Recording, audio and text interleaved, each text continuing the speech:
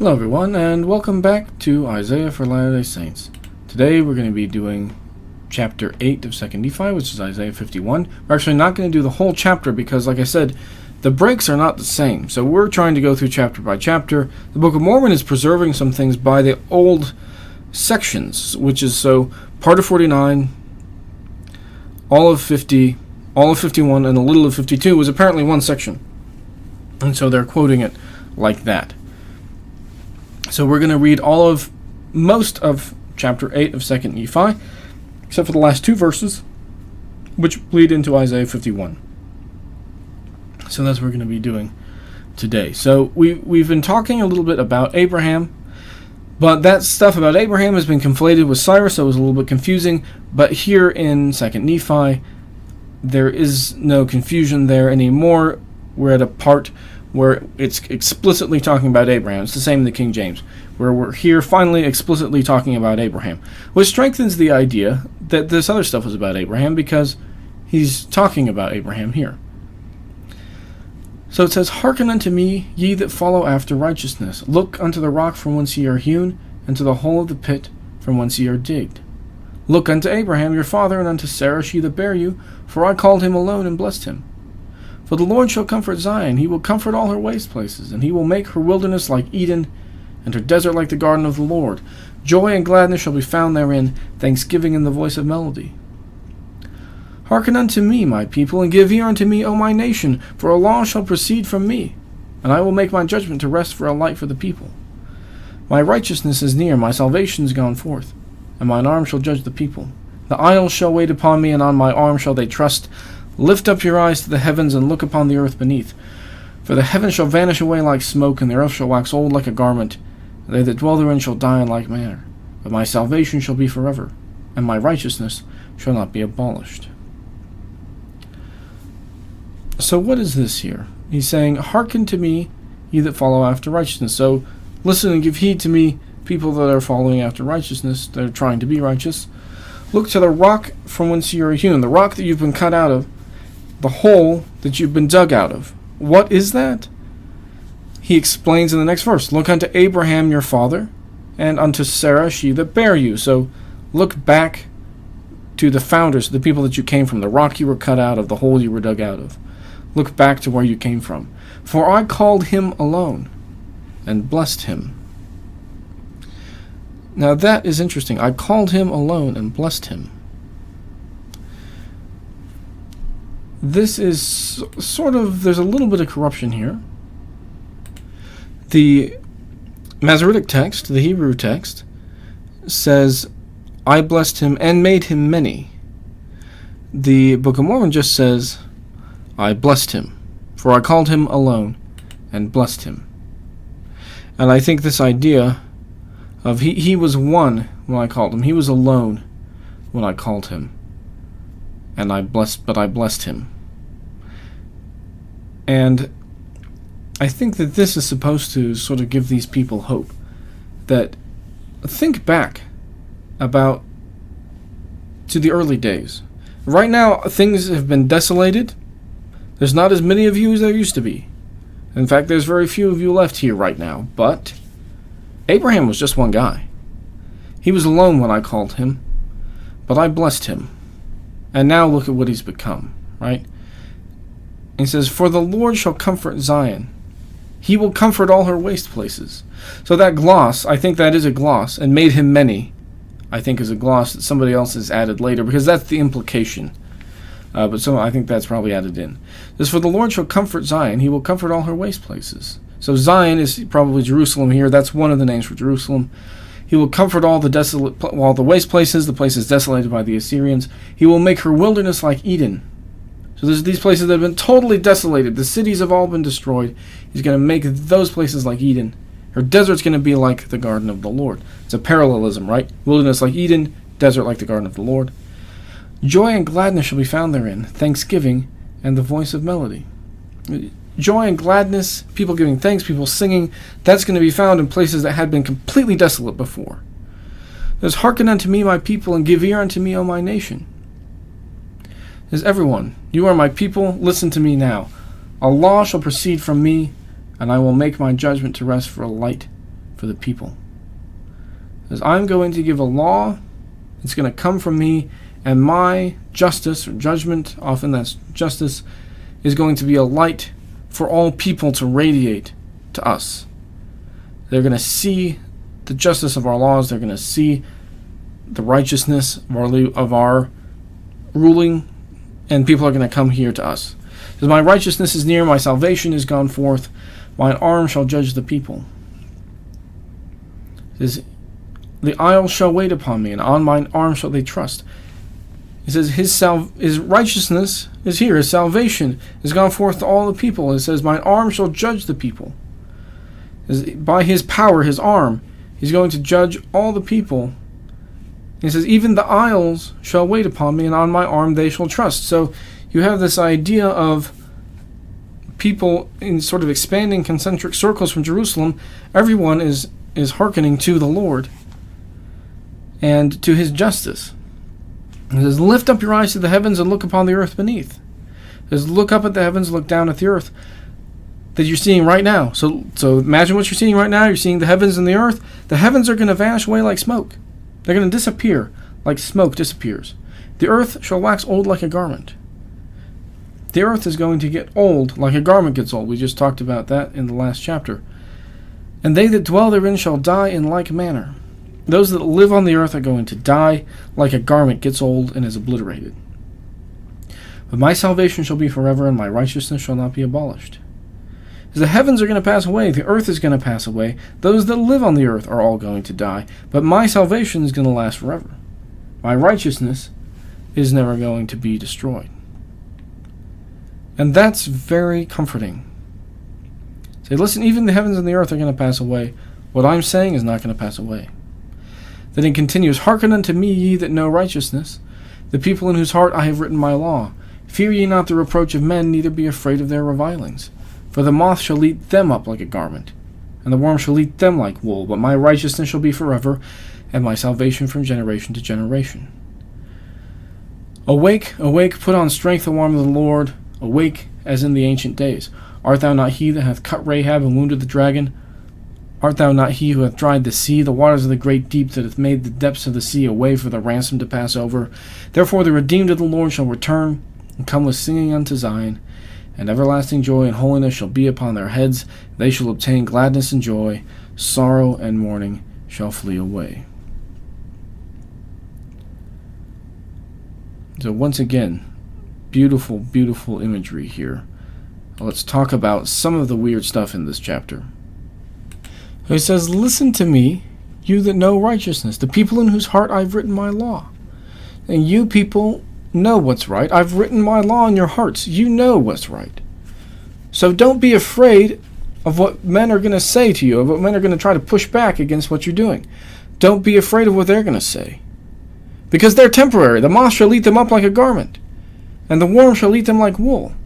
It's this idea that we talked about before of the moth coming and eating up the garment, and you have these sort of caterpillars that come in, and the eggs get laid, and they sit there and spread out and eat all the wool. That's the imagery here. That's the parallelism.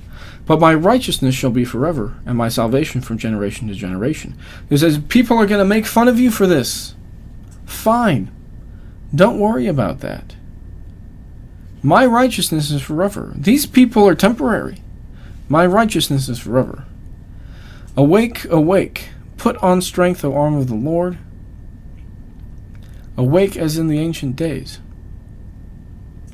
So this is Isaiah saying, God, be strong. Wake up, help us, vindicate us. Art thou not he that hath cut Rahab and wounded the dragon? Now what is this? What is he saying? Awake as in the ancient days? He's talking about one version of the creation story. We have multiple versions of the creation story in Genesis. But we have multiple versions of the creation story in the Old Testament too. And this is one of them. In the ancient Near East, there was this concept that in the ancient days, in the beginning of time, God created the earth by killing this chaos monster, this sort of sea monster thing that dwelt in the watery chaos of the universe, and that the earth was created out of the body of this chaos monster. We get this in other parts of the ancient Near East, but I think in Israel they have this idea too, and that is Rahab, or the dragon. That this is, he says, back in the day, back when the earth was created, you killed the chaos monster and made the world out of the chaos monster, the sea monster thing. It says, art not thou he who hath dried the sea? So Rahab, coincidentally, it has the same name, Rahab, as Rahab in the book of Judges, in the book of Joshua, who helps the spies. That's not, that really, they don't have anything to do with each other, but it's a little bit confusing. You think it's a reference to that, it's actually not. And the idea behind that, though, is that there's this great conquest, this great war between God and the watery chaos of the universe, and that God wins and creates the earth. And then he brings it home a little bit closer to say, okay, you're the one that did all this, God. You beat the watery chaos of the universe. You beat the chaos monster that lives in the waters. And so then he says, art thou not he who hath dried the sea, the waters of the great deep, that hath made the depths of the sea a way for the ransom to pass over? He says, well, okay, so you did this way back in the beginning. You killed the chaos monster associated with water, but didn't you also dry up the waters in Exodus 14 there, and this big song about it in Exodus 15, so that the Israelites could cross over the Red Sea? And he says, yeah, you did. Therefore the redeemed of the Lord shall return, and come with singing unto Zion, and everlasting joy and holiness shall be upon their heads. They shall obtain gladness and joy. Sorrow and mourning shall flee away. Okay, the redeemed, you did all this before, so it would make sense now. The redeemed of the Lord are indeed going to return, and come with singing unto Zion. If you did all this before, you can easily bring these people back that have been taken captive by the Assyrians. Everlasting joy and holiness shall be upon their heads. They shall obtain gladness and joy. Sorrow and mourning shall flee away. And that, to me, is a great testament to how the Scriptures can strengthen us. Because we have these things in the Scriptures, we have these traditions, we know what you've done in the past, we know that you can do this now. The redeemed of the Lord will return, come with singing to Zion, to Jerusalem. There will be nothing but joy and holiness and happiness for them, gladness and joy. There won't be sorrow and mourning anymore. Everything's going to be okay. You've done this before. You can do it again. And God says, I am he, yea, I am he that comforteth you. Behold, who art thou, that thou shouldest be afraid of man who shall die, and of the Son of Man who shall be made like unto grass? And forgettest the Lord thy Maker, that stretcheth forth the heavens, and laid the foundations of the earth, and hast feared continually every day, because of the fury of the oppressor, as if he were ready to destroy. Where is the fury of the oppressor? The captive exile hasteneth, that he may be loosed, and that he should not die in the pit, nor that his bread should fail. But I am the Lord thy God, whose waves roared, the Lord of hosts is my name. And I have put my words in thy mouth, and have covered thee in the shadow of mine hand, that I may plant the heavens and lay the foundations of the earth, and say unto Zion, Behold, thou art my people.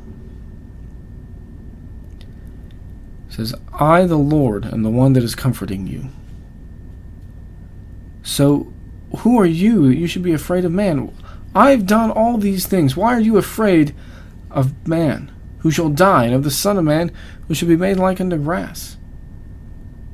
What does that mean? Grass is this sort of impermanent thing in the ancient Near East. When it rains, it springs up quickly and then dies just as quickly, and or usually gets eaten by goats. So, he says, why are you afraid of man, who's just going to be gone so soon? The Son of Man is, in many texts, is just another word for man. And you get that throughout the Old Testament. Jesus will appropriate it for various reasons as a title for himself. But in many cases, it's just man. And that's what we get here. Why are you afraid of man who will die, and the Son of Man who will be made like grass, who will disappear like grass does? Just gets blasted by the sun and disappears after a day. And forgettest the Lord thy Maker, that hath stretched forth the heavens. So why are you worried about the criticism of men who are going to be gone so soon, and you're forgetting about me, who made the heavens, laid the foundations of the earth, and has feared continually every day, because of the fury of the oppressor, as if he were ready to destroy? You guys are so worried about these people that are opposing you, You feel like they're ready to destroy you. So, okay, where is the fury of the oppressor? You guys are so worried about these things. Where is it? You should be thinking about me, not about these other things. Don't be afraid of these things. As the captive exile hasteneth, that he may be loosed, that he should not die in the pit, nor that his bread should fail. It says, these people that are in captive, that have been taken away by the Assyrians, they're hurrying up so that they may be loosed. And you can maybe better translate that as the captive exile is hurrying up, or shall quickly be released. The captive exile will quickly be released, and will not die in the pit, and his bread will not fail. So he's saying, guys, the people that are there in captivity are going to be freed. But I am the Lord thy God, whose waves roared. The Lord of hosts is my name. And I have put my words in thy mouth, and have covered thee in the shadow of mine hand, that I may plant the heavens and lay the foundations of the earth, and say unto Zion, behold, thou art my people. And what is that, whose waves roared? That's a little bit of an odd thing to say. But once again, we have this imagery, this water imagery that we've been running with the whole time. But I am the Lord thy God, who stirs up the sea to cause the waves to roar. Right? The Lord of hosts is my name. So there's this idea of these other beings out there that control the watery chaos of the universe, and he says, no, that's just me. I'm the one that controls all this. The Lord of hosts is my name. The Lord of armies is my name. I'm the one that controls all this. No other deity controls this. And I have put my words in thy mouth, and I've covered thee in the shadow of my hand. And I may plant the heavens, and lay the foundations of the earth, and say unto Zion, behold, thou art my people. In other words, I've told you, he's talking to Isaiah, I've put my words in thy mouth. I've covered thee in the shadow of mine hand. I've told you what to say, and I've protected you, that I may plant the heavens and lay the foundations of the earth, and say unto Zion, behold, thou art my people. And what words is he talking about here? He is presumably talking about what he's told to Isaiah, but he's comparing it to the words that he has said before in the past, the words that he used to create the earth. You remember back in Genesis, he says things, and they come to pass, and the earth is created. He says, like that, I'm going to recreate Zion, and I'm going to say to them, you're my people. And there's this idea of the recreation of everything. I'm going to, just like back in the day, I killed the chaos monster and subdued the watery chaos of the universe and made the earth. Now I'm doing this again, but I'm not creating the earth. I'm creating Zion. I'm recreating Judah. It says, awake, awake, stand up, O Jerusalem, which is drunk at the hand of the Lord, the cup of his fury. Thou hast drunken the dregs of the cup of trembling wrung out, and none to guide her among all the sons that she hath brought forth. Neither that taketh her by the hand of all the sons she has brought up. These two sons are come unto thee, who shall be sorry for thee. Thy desolation and destruction, and the famine and the sword, and by whom shall I comfort thee? Thy sons have fainted, save these two. They lie at the head of all the streets as a wild bull in a net. They're full of the fury of the Lord, the rebuke of thy God. Therefore hear now this, thou afflicted and drunken, and not with wine. Thus saith the Lord and thy God pleadeth the cause of his people. Behold, I have taken out of thine hand the cup of trembling, the dregs of the cup of my fury. Thou shalt no more drink it again.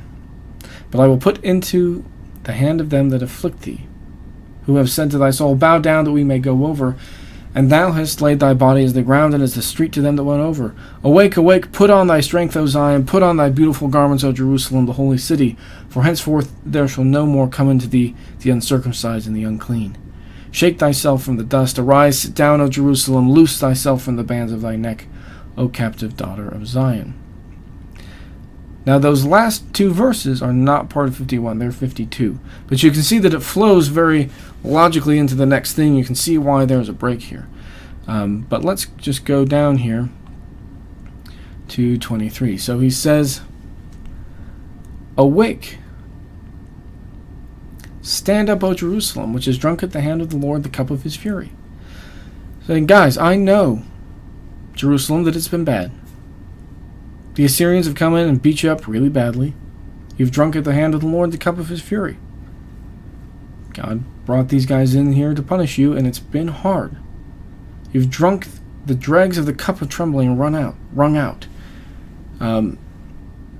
What is that, the dregs? When you have a cup of wine, there's always these little bits of stuff in the wine, and the very bottom of the cup is the dregs. You just don't drink the dregs, generally speaking. You drink most of it, you leave the dregs at the bottom, you throw it out. But he's saying, you've drunk the dregs of the cup. Now, what is that trembling wrung out? And you might just translate that, you've drunk to the dregs the cup of staggering, the cup of extreme drunkenness, right? This idea of that you've drunk this all the way to the dregs, and now you're staggering around because you're so drunk. And none to guide her among all the sons she hath brought forth. So here she is, she's drunk this cup to the dregs, she's staggering around drunk. There's no one that can guide her among all the sons that she's brought forth. No one can help her. Neither that taketh her by the hand. So as she's staggering around drunk, no one is taking her by the hand to guide her along. He says, these two sons are come unto thee. What are these two sons? It's hard to say. There's a textual variant here. In the Book of Mormon, these two sons then are carried into verse 19. In the Hebrew Bible, they're not there. But I think it actually works a little bit better because it's a little bit confusing otherwise. I think that it is actually two sons.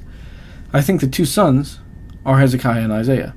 These two sons are coming to thee. So Israel is staggering. No one is there to help. But then Hezekiah and Isaiah come. These two sons are coming to thee, who shall be sorry for thee. Thy desolation and destruction, and the famine and the sword. And by whom shall I comfort thee? So these two sons have come. And they're going to help Judah not stagger around drunk. Thy sons have fainted, save these two. These two sons lie at the head of all the streets as a wild bull in a net. They're full of the fury of the Lord, the rebuke of thy God. And so that changes this a little bit.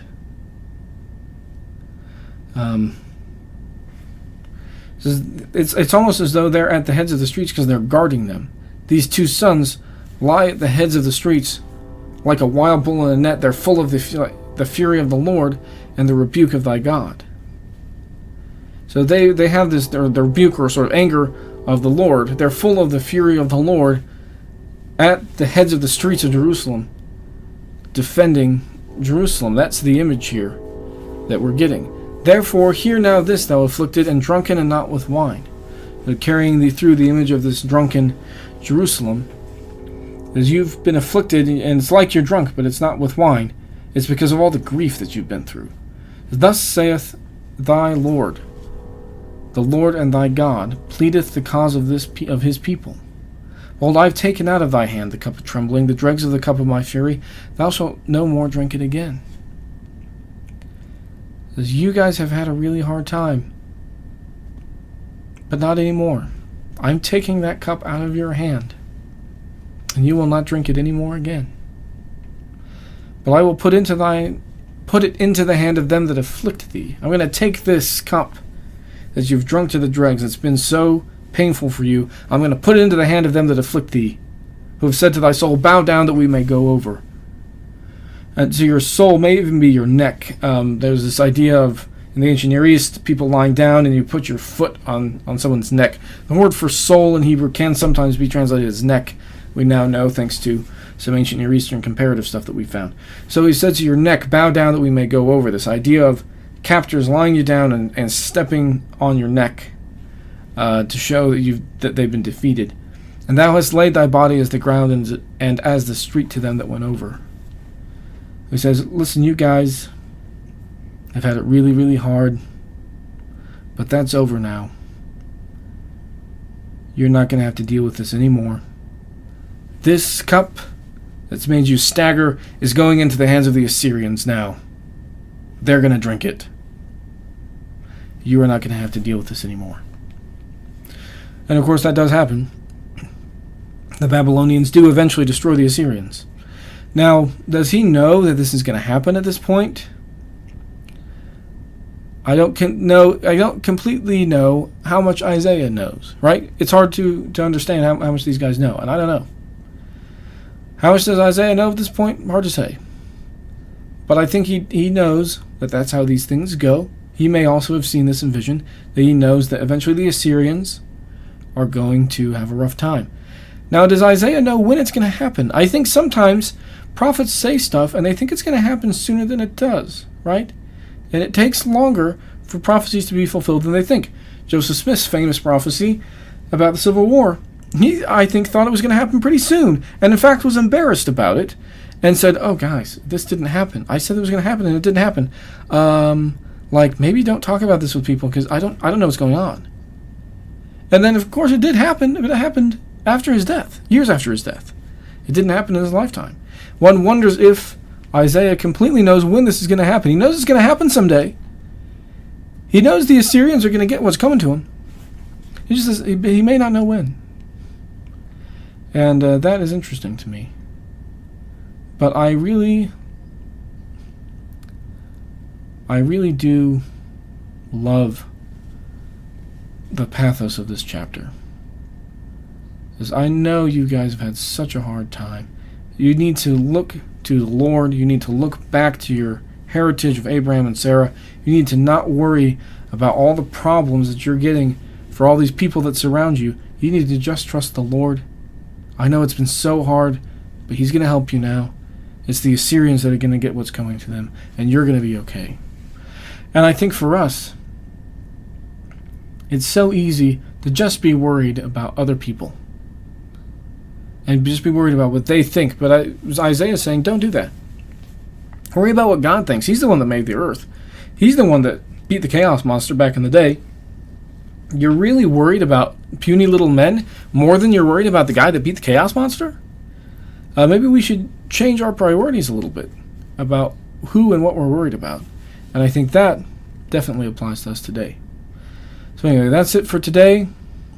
51 here. We'll start at the end of this chapter, chapter 8, and get 52. 52 is scattered a little bit throughout the Book of Mormon, but we'll get it in pieces here and reconstruct it, the Book of Mormon's version. And we will see you guys next time.